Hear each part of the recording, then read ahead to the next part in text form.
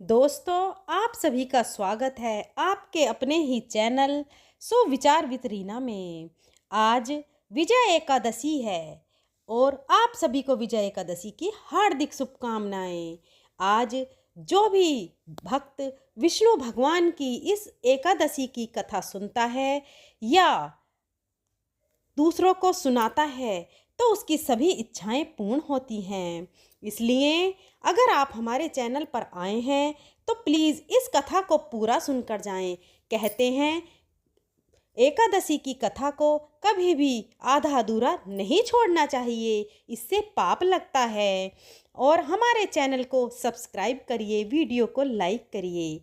तो चलिए शुरू करते हैं विजय एकादशी की व्रत कथा। जय श्री कृष्णा, राधे राधे। दोस्तों, आप सभी पर भगवान श्री हरि विष्णु जी की कृपा सदा सर्वदा बनी रहे, इसी मंगल कामना के साथ आज की कथा का शुभारंभ करती हूँ। आज फाल्गुन मास के कृष्ण पक्ष की एकादशी तिथि है और इस एकादशी को विजय एकादशी के नाम से जाना जाता है। कुछ स्थानों पर इसे विजय ग्यारस भी कहते हैं। पद्म पुराण के अनुसार स्वयं महादेव जी ने नारद जी को उपदेश देते हुए कहा था कि जो भी मनुष्य विजय एकादशी का व्रत रखता है तो उसके पितृ और पूर्वज नीच योनि को त्याग स्वर्गलोक जाते हैं। साथ ही व्रत करने वाले को हर कार्य में सफलता प्राप्त होती है और उसकी सभी मनोकामनाएं पूर्ण होती हैं तथा घर में सुख समृद्धि, धन संपत्ति और खुशहाली आती है। स्वयं भगवान श्री राम ने लंकापति रावण पर विजय प्राप्त करने के लिए विजय एकादशी का व्रत रखा था। तो आज मैं आपको सुना रही हूँ विजय एकादशी की बड़ी ही दुर्लभ कथा। इन कथाओं को सुनने से मनुष्य के सभी पाप और संकट कट जाते हैं तथा समस्त मनोकामनाओं की पूर्ति होती है। तो आप लोग बड़ी ही श्रद्धा और प्रसन्न चित्त मन से इन कथाओं को पूरा अवश्य सुनिएगा। तो आइए भगवान श्री लक्ष्मी नारायण जी के चरणों का ध्यान करते हुए इस कथा को सुनते हैं। एकादशी का महात्म्य सुनने में अपार हर्ष की अनुभूति हो रही थी। फिर अर्जुन ने भगवान श्री कृष्ण जी से कहा, हे पांडुरिकाक्ष, फाल्गुन माह के कृष्ण पक्ष की एकादशी का क्या नाम है तथा उसके व्रत का क्या विधान है और इसकी कथा क्या है? कृपया कर मुझे इसके संबंध में भी विस्तार पूर्वक बताइए।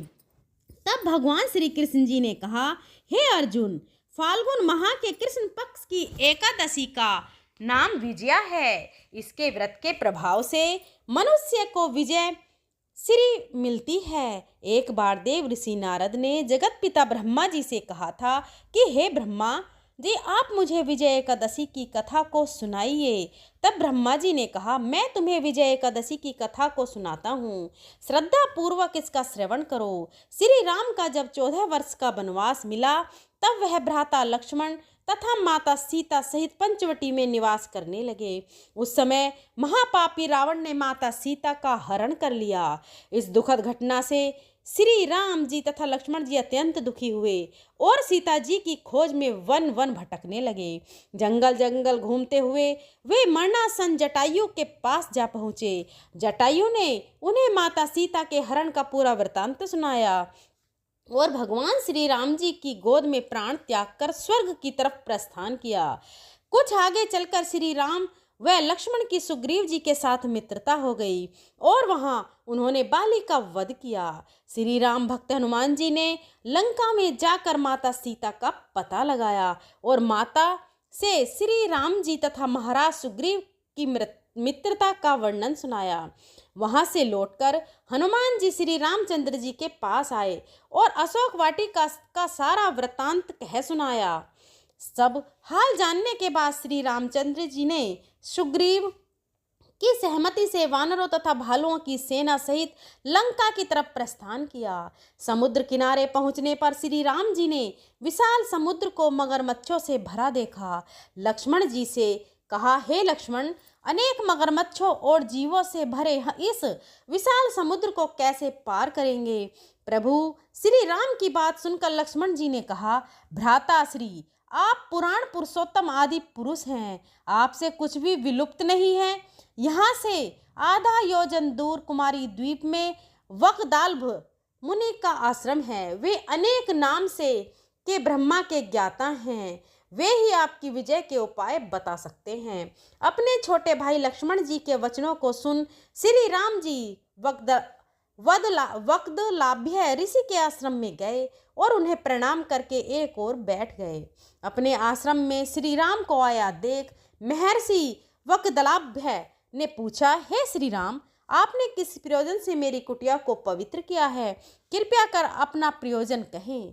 प्रभु मुनि के मधुर वचनों को सुन श्री राम जी ने कहा, हे ऋषिवर, मैं सेना सहित यहाँ आया हूँ और राक्षस राज रावण को जीतने की इच्छा से लंका जा रहा हूँ। कृपया कर आप समुद्र को पार करने का कोई उपाय बताएं। आपके पास आने का मेरा यही प्रयोजन है। महर्षि वक्दलाभ्य ने कहा, हे राम, मैं आपको एक अति उत्तम व्रत बतलाता हूँ जिसके करने से आपको विजय श्री अवश्य ही प्राप्त होंगी। यह कैसा व्रत है मुनि श्रेष्ठ, जिसे करने से समस्त क्षेत्रों में विजय की प्राप्ति होती है? जिज्ञासु हो भगवान श्री राम जी ने पूछा। पर महर्षि वक्दलाभ्य ने कहा, हे श्री राम, फाल्गुन माह के कृष्ण पक्ष की विजय एकादशी का उपवास करने से आप अवश्य ही समुद्र को पार कर लेंगे और युद्ध में भी आपकी विजय अवश्य होगी। हे मर्यादा पुरुषोत्तम, इस उपवास के लिए दशमी के दिन स्वर्ण, चांदी, तांबे या मिट्टी का एक कलश बनाएं। उस कलश को जल से भरकर तथा उस पर पंच पल्लव रखकर उसके वेदिका पर स्थापित करें। उस कलश के नीचे सतनाजा अर्थात मिले हुए 7 अनाज और ऊपर जौ रखें। तत्पश्चात उस पर विष्णु जी की स्वर्ण की प्रतिमा स्थापित करें।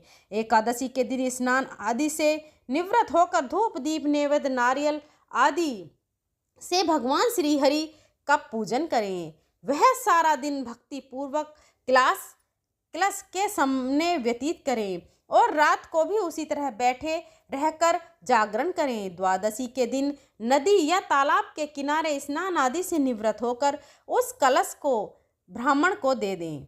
हे दशरथ नंदन, यदि आप इस व्रत को सेनापति के साथ करेंगे तो अवश्य ही विजय की आपको श्री आपका वरण करेंगी। मुनि के वचन सुन तब श्री रामचंद्र जी ने विधि विधान से विजय एकादशी का व्रत किया और इसके प्रभाव से राक्षसों के ऊपर विजय प्राप्त की। भगवान श्री कृष्ण ने कहा, हे अर्जुन, जो मनुष्य इस व्रत को विधि विधान के साथ पूर्ण करेगा उसकी दोनों लोकों में विजय होगी। श्री ब्रह्मा जी ने नारद जी से कहा था कि जो इस व्रत का महात्म्य श्रवण करता है या पढ़ता है उसे वाजपेयी यज्ञ के फल की प्राप्ति होती है। भगवान विष्णु का किसी भी रूप में पूजन मानव मात्र की समस्त मनोकामनाएं पूर्ण करता है। प्रभु श्री राम तो स्वयं विष्णु जी के अवतार थे, किंतु अपनी लीलाओं के चलते प्राणियों को सही मार्ग दिखाने के लिए उन्होंने विष्णु भगवान के निमित्त इस व्रत को किया। विजय की इच्छा रखने वाला इस उपवास को करके अनंत फल का भागी बन जा सकता है और भगवान श्री लक्ष्मी नारायण जी की असीम कृपा को प्राप्त करता है। एक बार प्रेम से बोलिए श्री लक्ष्मी नारायण भगवान की जय। अब आइए श्रवण करते हैं एकादशी की दूसरी कथा, जिसे सुनने मात्र से सभी मनोकामनाएं पूर्ण होती हैं। महाराष्ट्र के एक गांव में एक ब्राह्मण रहते थे। उनके घर में केवल 4 लोग थे। वो ब्राह्मण, उनकी पत्नी ब्राह्मणी, उनका पुत्र और उनकी पुत्रवधू। उसकी पुत्रवधू बड़ी ही साध्वी और भक्ता थी, जिनका नाम सखुबाई था। वह बचपन से ही संत महात्माओं का संग करके निरंतर श्री कृष्ण के चिंतन में तन्मय रहती थी। जैसे गायें कसाई के चक्कर में फंस जाए, वैसे ही साध्वी सुखबाई की शादी ऐसे परिवार में हुई जहां उनकी सास, ससुर और पति तीनों उनके विरुद्ध थे। उनकी सास उन्हें थप्पड़ मारती थी और गालियां भी दिया करती थी। उनके परिवार में सब उनके भजन के विरुद्ध थे, लेकिन सुखबाई ने कभी किसी से कुछ नहीं कहा। उसने पति भी अनेक अनुकूल नहीं थे। सुखबाई को बहुत कष्ट दिया जाता था, लेकिन वह एक पल के लिए भी भगवत विस्मरण नहीं होने देती थी। उन्होंने इतनी प्रतिकूलता के बाद भी उन तीनों से द्वेष नहीं किया। उनका जीवन कष्टदायक था, पर उन्होंने कभी किसी से कठोर वचन नहीं बोले। जो मान अपमान, लाभ हानि, जय पराजय, सुख दुख को समान भाव से सहते हैं, उसे भगवत स्मरण करता है। भगवान उसके अधीन हो जाते हैं। सुखभाई को उनके परिवार वाले बहुत सताते थे। सुखभाई को पीटा जाता था, गालियां दी जाती थी, क्लेशात्मक व्यवहार किया जाता था, लेकिन सुखबाई के हृदय में विट्ठल ऐसे बसे हुए थे कि इसका उनके ऊपर कोई प्रभाव नहीं पड़ता था। सुखबाई को फटे पुराने कपड़े पहनने को मिलते थे, रूखा सूखा खाने को मिलता था, प्रति क्षण डांट पिटाई होती थी, लेकिन वह हर समय श्री कृष्ण के चिंतन में लीन रहती थी। सखू की दशा पर गांव के स्त्री पुरुषों को बहुत तरस आता था, पर किसी की हिम्मत भी नहीं थी कि कोई उनके परिवार को समझा सके। सुखबाई मन ही मन भगवत कृपा का अनुभव करते हुए सोचती कि कितने कृपालु हैं श्री कृष्ण। यदि मेरे पति, सास और ससुर मुझसे प्यार करते तो श्री कृष्ण के प्यार में बाधा पड़ जाती। एक दिन किसी पड़ोसन ने सुखबाई से पूछा, तू इतना दुख क्यों भोगती है? तेरे मायके में कोई नहीं है क्या? कोई खबर लेने आता है? और ना ही कोई तुम्हारा सहयोग करता है। सुखबाई ने मुस्कुराते हुए कहा, जानती हूँ। मेरा मायका कहाँ है? पंढरपुर में। और मेरे मायके वाले कौन है? जानती हो, विठल और रुक्मणी जी। सखुबाई आगे कहती है, सखी, उनका बहुत बड़ा परिवार है, असंख्य संतानें हैं। मुझे लगता है कि वो असंख्य संतानों की व्यवस्था में मुझे भूल गए हैं, इसलिए मुझ गरीब की खोज खबर लेने वो नहीं आ पा रहे हैं, पर उनकी मुझ पर बहुत कृपा है। पंढरपुर महाराष्ट्र का एक प्रसिद्ध धाम है। यहाँ एकादशी का बड़ा मोल लगता है, जिसमें भगवान श्री विठ्ठल जी के दर्शनार्थ लाखों नर नारी दूर दूर से नाम कीर्तन करते हुए, नृत्य करते हुए उत्साहपूर्वक पंढरपुर की यात्रा करते हैं। जब यात्रा का दिन आया तो भक्तों की मंडलियां कीर्तन करते हुए, नाचते हुए पंढरपुर के लिए चारों ओर दल बनाकर आए लोग भक्तों को पंढरपुर जाता देख सखुबाई के हृदय का बांध टूट गया। विचार करने लगी, क्या करूं? मेरे प्रीतम का ऐसा बड़ा उत्सव हो रहा है, यदि मैं सास से पूछूंगी तो पिटाई ही होगी। उन्होंने सोचा, सास ससुर पति कोई जाने तो नहीं देगा। सुखबाई को पानी भरने के लिए रोज कृष्णा नदी में जाना होता था। उन्होंने घड़ा लिया और कृष्णा नदी में जल भरने के बहाने से निकली। प्रेमी भक्तों के संकीर्तन दल को देखकर सखू के हृदय में प्रेम उमड़ा। पंढरपुर जाने की प्रबल इच्छा करके उन्होंने घड़ा वहीं रख दिया और वह भक्तों की मंडली में चली गई। उन्हें जाते हुए एक पड़ोसन ने देख लिया और दौड़कर उसने उसकी सास को बताया कि उसकी बहू संतों की मंडली के साथ गई। अब सास और पति ने बड़े बड़े डंडे निकाले और उन्होंने सुख को रोकने के लिए दौड़ लगाई। उन्होंने देखा तो सुखबाई अपने प्रीतम के दर्शन के लिए विशेष इच्छुक थी और भक्तों के बीच में भगवत प्रेम में उन्मत्त हो रही थी। उसकी सास ने उसके बाल पकड़े तथा घसीट के उन्हें बाहर लाई और वहीं उन्हें डंडे से मारना शुरू कर दिया। घर ले जाकर तीनों ने मिलकर उनकी पीठ की पिटाई की। सुखबाई सिर्फ वे विठ्ठल के कृष्ण हे गोविंद कहती रही। उनकी सास ने कहा, यह तो मामूली मार है, इससे ये मानने वाली नहीं है। इसे ऐसा पीटो कि ये चलने के लायक ना रहे, वरना ये फिर भाग जाएगी और पंढरपुर की यात्रा करेगी। और अभी 2 सप्ताह हैं। पंढरपुर 2 सप्ताह तक न रोटी दो न पानी दो और रोज इसकी पिटाई करो, तब ये मानेगी। सास की आज्ञा पर सुखबाई को उनके पति और ससुर ने बांध दिया, उनकी पिटाई की और उन्हें भोजन देना बंद कर दिया। उन्होंने हृदय हृदय में यह दुख नहीं था कि मुझे बांध दिया गया, मुझे मारा गया या मुझे गाली दी गई। उनके हृदय में बस एक पीड़ा थी कि हे श्री कृष्ण, आपके भक्तों के बीच में मुझे कितना सुख मिला। पहली बार जीवन में भक्त मंडली मुझे नाचने को मिलता है। मैं आपके दर्शन के लिए जा रही थी, परंतु मेरी सामर्थ्य नहीं कि मैं इस जन्म में इस नरक से निकल सकूं। हे करुणा निधान, ऐसा क्या नहीं हो सकता कि मैं इस जन्म में आपके दर्शन कर पाऊं? क्या मैं आपके मंदिर में आकर आपके भक्तों के बीच में नहीं नाच सकती? सखुबाई आंसू बहाते हुए कह रही थी कि कृष्ण, ऐसा कुछ उपाय करो कि मैं आपके दर्शन कर सकूं। मैं बहुत पतित हूँ, दीन हूँ, मेरी सामर्थ्य नहीं है कि मैं आप तक आ सकूं। प्रभु, आप कृपा करो। बहुत सुंदर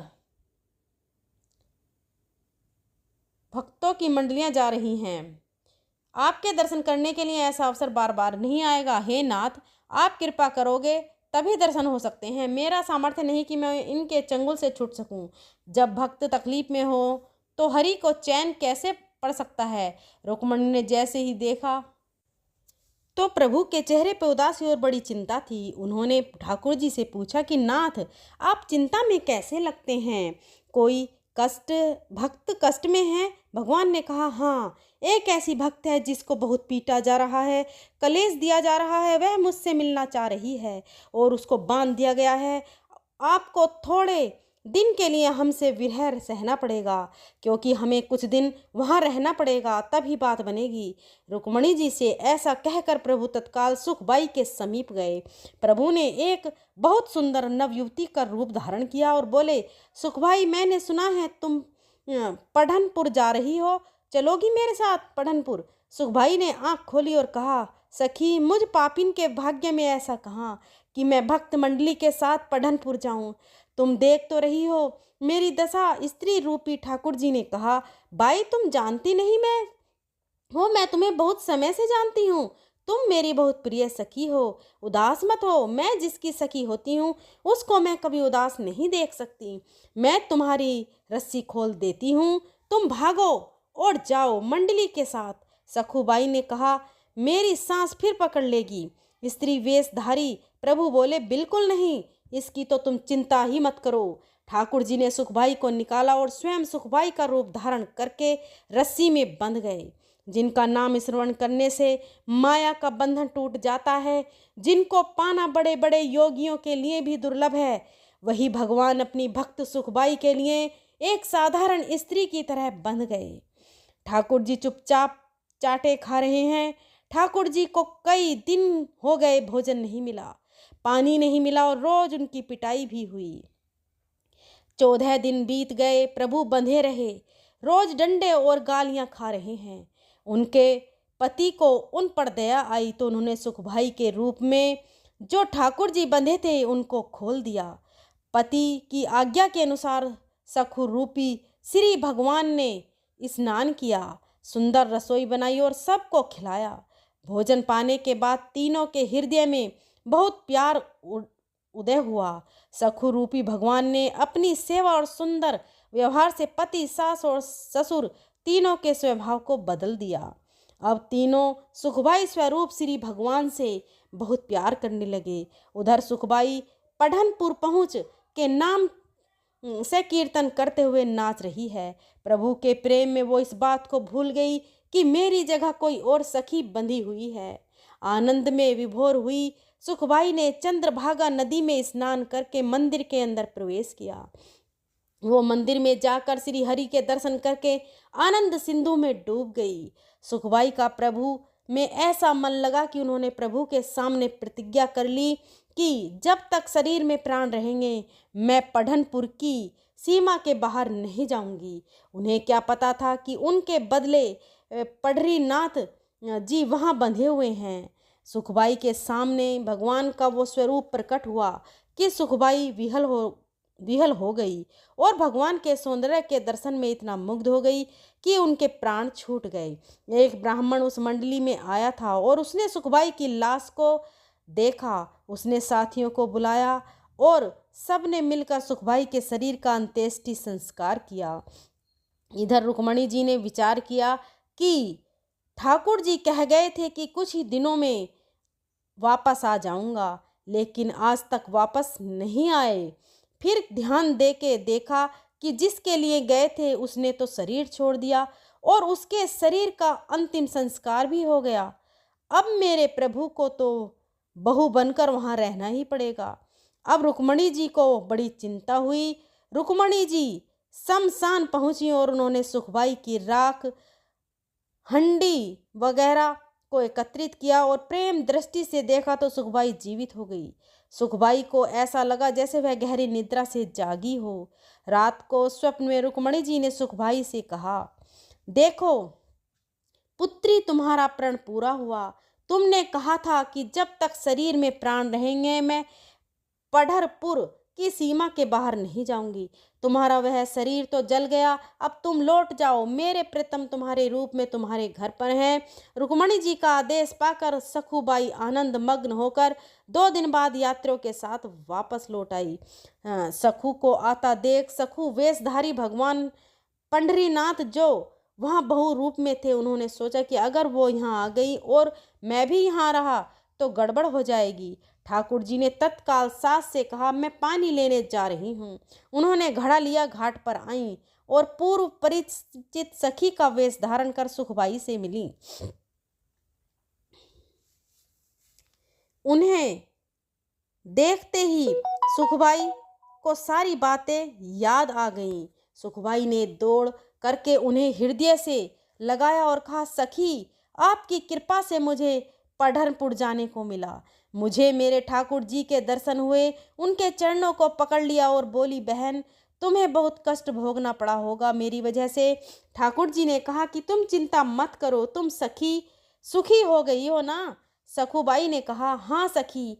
ठाकुर जी ने कहा, मुझे कोई कष्ट नहीं हुआ। यदि तुम्हें सुख मिला तो हर कष्ट मेरे लिए सुखमय है। तुम ये घड़ा लो, इसमें जल भरो और घर जाओ। सखुबाई घड़ा भरकर अपने घर को गई और ठाकुर जी अंतर ध्यान हो गए। सखुबाई घड़ा उठाकर घर पहुंची और अपने काम में लग गई। सखुबाई को सास, ससुर और पति के बदले हुए स्वभाव को देखकर बड़ा आश्चर्य हो रहा है। दूसरे दिन वो ब्राह्मण अर्थात जिसने सखुबाई के शरीर का अंतिम संस्कार किया था वापस आया और उसने सखुबाई के घर पहुंचकर कहा कि मैं एक खबर देने आया हूँ। तुम्हारी बहू पढ़नपुर गई थी, जहाँ ठाकुर जी के दर्शन करके उसके प्राण निकल गए और हम सबने उसके शरीर का अंतिम संस्कार कर दिया। परिवार वालों ने कहा कि हमारी बहू तो घर के अंदर है। आवाज लगाई, सुखबाई सामने आ गई। सखुबाई को देखकर ब्राह्मण के होश उड़ गए। ब्राह्मण के बहुत कहने पर भी उन्होंने सखु को अपने पास बुलाकर पूछा कि हमने तुम्हें यहाँ बांध रखा था, लेकिन ये कहते हैं कि तुम पढ़नपुर में गई और वहाँ मर गई, कैसी बात है ये? सखुबाई ने कहा, ये जो कह रहे हैं बिल्कुल सत्य है। जिस समय आपने मुझे बांध रखा था उसी समय कोई नवयुवती स्त्री आई थी और उसने मेरी सहायता की और मुझे खोल दिया। मैं भक्तों के साथ पढ़नपुर गई और वहाँ यहाँ बंधी रही। मुझे तो वहाँ भेज दिया और स्वयं आपका प्रतिकूल व्यवहार सहती रही। मैं पढ़नपुर गई थी, वहाँ एक दिन में वहाँ बेहोश भी हो गई थी। बाद में मुझे मालूम हुआ कि मैं मर गई थी और मेरे शरीर को जलाया गया था, पर रुक्मणी जी ने मुझे फिर से जिंदा कर दिया और वापस भेज दिया।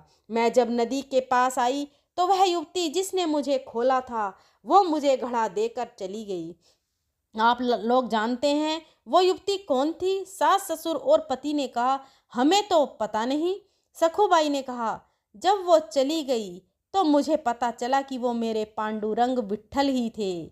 आप लोगों का बड़ा सौभाग्य है कि आपको मेरे इष्ट के दर्शन हो गए। यह सुनते ही सखुबाई के सास, ससुर और पति उनके चरणों में गिर पड़े और कहा कि हमने तुम्हें पहचाना नहीं। हमारे घर में ऐसी परम भक्त, परम साध्वी रहती है जिसके अधीन श्री भगवान हैं। हमने तुम्हें बहुत सताया, हम पर कृपा करो। संत सखुबाई ने सास, ससुर और पति को भक्ति का उपदेश दिया। तीनों भजन परायण होकर सखुबाई की कृपा से भगवत धाम को प्राप्त हुए। यदि उपासक भक्ति मार्ग में आगे बढ़ रहा हो और उसके जीवन में प्रतिकूलता आए तो उसे आनंदित होना चाहिए कि अब हरि जल्दी ही आने वाले हैं। जब जब प्रतिकूलता किसी भक्त के जीवन में आई तो भगवान का ऐसा अवतार हुआ जो न तो पुराणों में लिखा है और न ही शास्त्रों में। हरि हमें हर क्षण देख रहे हैं। कभी निराश मत होना, चाहे जितना दुख कलेश आए। आपको दुख कलेश देने वाले व्यक्ति को कभी कलेश देने का विचार मत करना। आनंदित होकर सहना तो हरि आप पर कृपा करके आएंगे और आपको हृदय से लगा लेंगे। इससे हमारा जन्म जन्म का दुख दूर हो जाएगा। जय श्री कृष्णा। राधे राधे। अब आइए श्रवण करते हैं एकादशी के दिन सुनी जाने वाली तुलसी माता की कथा। एक समय की बात है, एक परिवार में ननद और भाभी साथ साथ रहा करती थी। ननद का विवाह अभी नहीं हुआ था। वह तुलसी जी के पौधे को बहुत सेवा करती थी। नियम से तुलसी को सींचती और दीपक जलाती थी। लेकिन उसकी भाभी को यह सारी बातें बिल्कुल भी पसंद नहीं थीं। जब कभी उसकी भाभी को बहुत ज़्यादा गुस्सा आता तब वह अपनी ननद को ताना देते हुए कहती कि जब तुम्हारा विवाह होगा तो मैं इस तुलसी को ही बारातियों को खाने को दूंगी और तुम्हारे दहेज में भी तुलसी ही दूंगी। तुम जब देखो तुलसी की ही सेवा करती रहती हो। कुछ समय बीत जाने पर ननद का विवाह तय हो गया। विवाह के दिन भाभी ने अपने कहे अनुसार बारातियों के सामने तुलसी का वह गमला फोड़ दिया जिसकी सेवा उसकी ननद किया करती थी और तुलसी के पत्ते खाने के लिए कहा। तुलसी जी की कृपा से वह फूटा हुआ गमला कई सारे स्वादिष्ट पकवानों में बदल गया। भाभी के गहनों के नाम पर तुलसी की मंजरी से बने हुए गहने अपनी ननद को पहना दिए। देखते ही देखते तुलसी जी की मंजरी से बने हुए गहने भी सुंदर सोने जवाहरात में बदल गए। इतना ही नहीं, भाभी के मारे क्रोध के वस्त्रों के स्थान पर तुलसी का जनेऊ रख दिया और वह भी रेशमी और सुंदर वस्त्रों में बदल गया। अब जब ननद अपनी ससुराल में पहुंची तो ससुराल में तो उसके दहेज की बहुत प्रशंसा हुई। यह बात भाभी के कानों तक पहुंची। उसने बड़ा आश्चर्य हुआ। उसने सोचा कि उसने तो ननद के गहने कपड़े और जनेऊ तक तुलसी जी के ही रखे थे, तुलसी की मंजरी रखी थी। यह सब जानकर भाभी को बहुत आश्चर्य हुआ। अब उसे तुलसी की पूजा का महत्व समझ आ गया था। उस भाभी की भी एक लड़की थी। तब वह अपनी बेटी से कहने लगी कि बेटी तुम भी तुलसी की सेवा किया करो, तुम्हें भी तुम्हारी बुआ की तरह फल मिलेगा। वह जबरदस्ती अपनी बेटी से तुलसी की सेवा करने को कहा करती, लेकिन लड़की का मन तो तुलसी की सेवा में लगता ही नहीं था। धीरे धीरे समय बीता। भाभी की लड़की बड़ी हो गई। अब उसके विवाह का समय आ गया। तब भाभी सोचने लगी, जैसा व्यवहार मैंने अपनी ननद के साथ किया था वैसे ही अब मैं अपनी बेटी के साथ भी करूंगी, तो यह भी गहनों से लद जाएगी और बारातियों को भी खाने में तरह तरह के पकवान मिलेंगे और ससुराल में भी इसे बहुत मान सम्मान मिलेगा। यही सोचकर भाभी बारातियों के सामने तुलसी का गमला फोड़ देती है, लेकिन इस बार गमले की मिट्टी मिट्टी ही रहती है। मंजरी और पत्ते भी अपने ही रूप में रहते हैं। जनेऊ भी अपना रूप नहीं बदला। और जब भाभी ने सभी बारातियों को खाने में तुलसी के पत्ते दिए तो यह देखकर सभी लोग और बाराती भी भाभी की बुराई करने लगे। भाभी ने लालच में आकर अपनी बेटी के दहेज में भी तुलसी के पत्ते और मंजरी आदि रख दिए थे। जब बेटी अपने ससुराल पहुंची तो वहां पर भी उसकी बुराई ही हुई। भाभी गुस्से के मारे कभी भी अपनी ननद को नहीं बुलाती थी। एक दिन भाई ने सोचा कि मेरी पत्नी तो मेरी बहन को बुलाती नहीं है, क्यों न मैं ही अपनी बहन से मिलकर आऊं। यह सोचकर उसने अपनी पत्नी से कहा और कुछ उपहार अपनी बहन के लिए ले जाने को की बात कही। तो भाभी ने थैले में ज्वार भरकर कह दिया कि यह लो और कुछ नहीं है, तुम यहीं लेकर जाओ।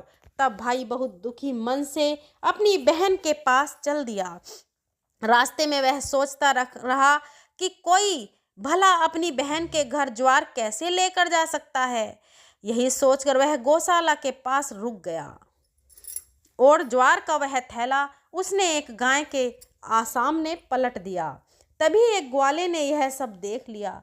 तब ग्वाले ने आकर भाई से कहा कि अरे, आप गाय के सामने यह हीरे मोती और सोना क्यों डाल रहे हो? इसे तो घास डालनी होती है। तब भाई ने देखा तो वह हैरान रह गया। फिर भाई ने ग्वाले को सारी बात बताई और धन लेकर खुशी खुशी अपनी बहन के घर चल दिया। दोनों भाई बहन एक दूसरे को देखकर बहुत प्रसन्न हो गए। तब बहन ने तुलसी माता से सच्चे मन से प्रार्थना की कि उसकी भाभी को सद्बुद्धि प्राप्त हो जाए और तुलसी माता की कृपा से उनके घर में सुख, शांति और समृद्धि और धन के भंडार भर जाएं। तब कुछ ही दिनों बाद देखते ही देखते भाभी का मन बदल गया और वह अपनी ननद को बहुत मान सम्मान देने लगी और अब वह भी सच्चे मन से तुलसी जी की सेवा करने लगी। तुलसी माता की कृपा से उनके घर में सुख समृद्धि के भंडार भर गए। उनके घर में अब कलह कलेश नहीं होता था और सभी सुख से रहने लगे।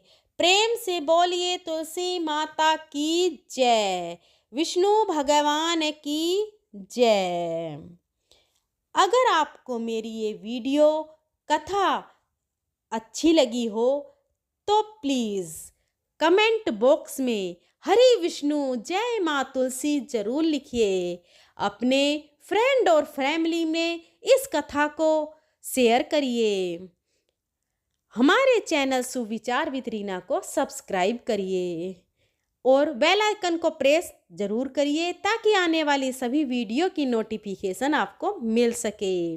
अगर मेरे बोलने में कोई त्रुटि हुई हो तो मैं हाथ जोड़कर क्षमा प्रार्थी हूँ।